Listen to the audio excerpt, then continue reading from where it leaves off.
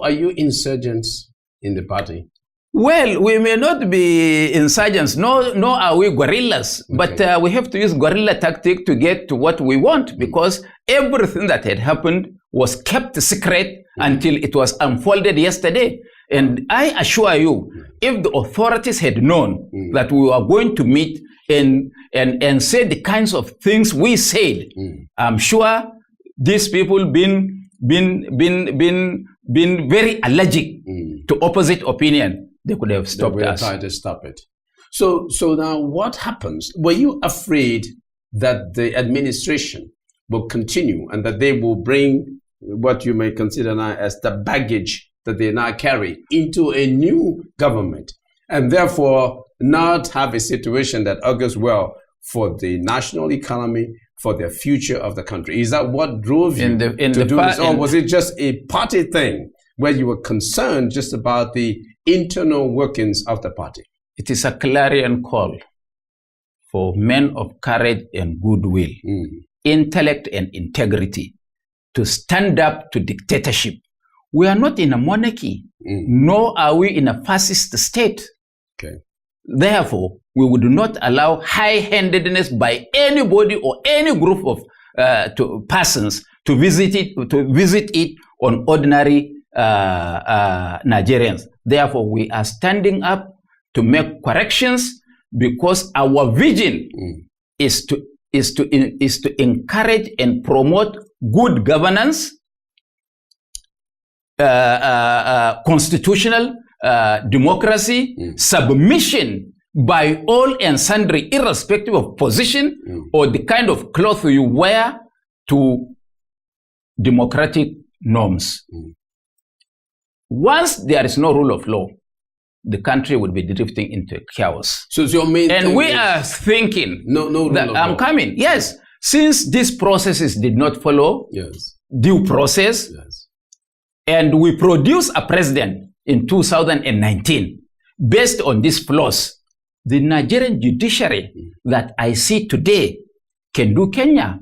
We are the losers because we had to lose our jobs. I lost my honest national secretary and promoted this party, put my integrity and honesty online. This is why a lot of people like you maybe could come in or had come in. So we would not allow anybody, because he's in a position of authority, to really damage this interest, inherent interest that we have. And of course, we made promises to the people of this country. We are going to deliver on good government or governance. We are going to deliver on the economy. We are going to deliver on security of lives and property. These are nowhere. When you say you're talking about the original, the APC. The original concept of the APC. Okay.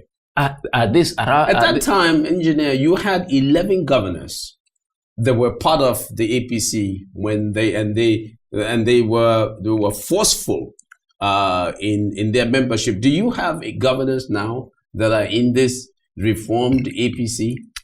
Ordinarily, I wouldn't have laid down my arsenals for the enemy to see. Okay. But they ought to know that as we are talking now, presently, we have 3.5 governors in our pocket. Half. Yes. If you have a deputy governor, he is almost half a governor. Okay. Because if the governor is not there, he is the bona fide constitutional governor. Okay. And we have about 8 that are sitting on the fence. Once we succeed, they will jump to our side. I don't want to mention who and who are those guys. But we've got absolute majority that even on our own, without talking to anybody, we can produce a presidential candidate and win an election. When you say on your own, are you going to merge, join, be a part of another party? Well, we are talking. As reformed APC, we are talking to other political parties. I dare say we are talking to 34, and they have subscribed to be part of this good governance we are trying to establish and make real change, not rhetorics. Not dictatorship, not nonchalance, because you can't afford to have a government that is deaf and dumb. You can't afford to have a government that will not do a PR or communicate with the people. Nigeria is a plural society. The president should be on his desk 25 hours a day, attending to people. You can't just isolate yourself and say nobody should talk to you, that it is your government. No, it is our government. Therefore, every action of the president produced or member of the National Assembly produced by this party is subjected to our own decision. The President Buhari, was elected on 3 planks: the economy, corruption, and security. When you talk about his problems, has he failed or delivered on those 3 scores? He didn't, in your opinion? He didn't deliver on any of the scores, in my opinion. Of course, I must admit. Even on security? Yes, I'm starting with that one. He drove them from, I'm starting with that one. From Zambia. They are still bombing in Maiduguri. That the epicenter of the Boko Haram activity. They still bomb. Recently, they killed over 20, 30 people. In Mubi, they killed 273 people. So nobody should just tell me that Boko Haram has been defeated. Of course, it has been degraded. I accept. But that's not good? That's good. That is good. If we told the nation, we told the people that we can sort out this matter within the shortest possible time. Look at our manifesto. Because we have a no-nonsense general that knows the tough. And he can sort it out. Is it been sorted out after 3.5 years?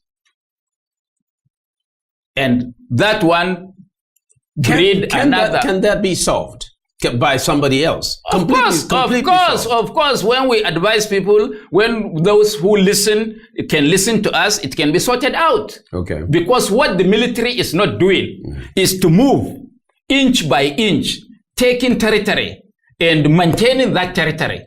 By this time, if they had been moving like that, they could have put the Boko Haram in one corner and just bombed them. But they stay in their trenches. The Boko Haram are directly opposite in their own trenches. For 200 years, nobody moves to defeat the other. In fact, the Boko Haram makes an attempt to dislodge the military. Then they defend themselves. The military cannot do a defensive game. They have to do a proactive attack. Okay, the economy. The economy is zero.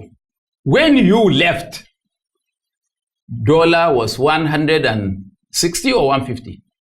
Even less than that. Even less than that. Yes. It went to 650 naira I paid for my children. Now, 265. 365. Yes. Is that an El Dorado? Is that a gain or a loss?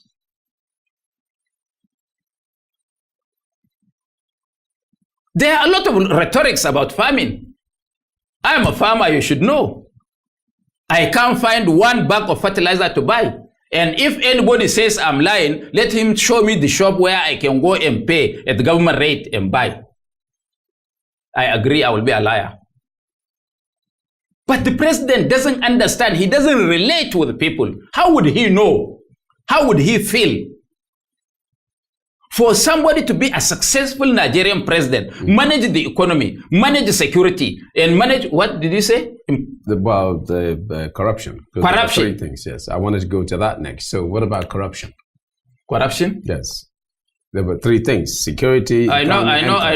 S81 minister that wrote a damaging report about his boss, that he married more wives when he became minister, or that he called the concubines, and he said the minister has bought over 20 houses between Abuja, Lagos, and Ibadan.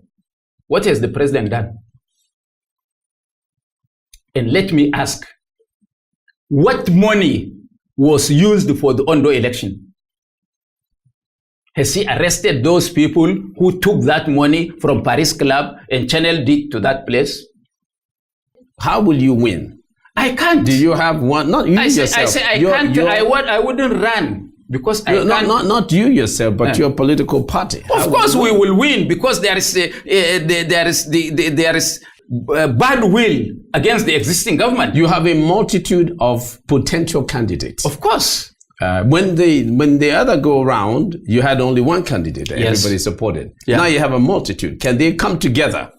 They can come together for the sake of Nigeria if we do a transparent, fair primaries that everybody sees as transparent and we are fair to all of them.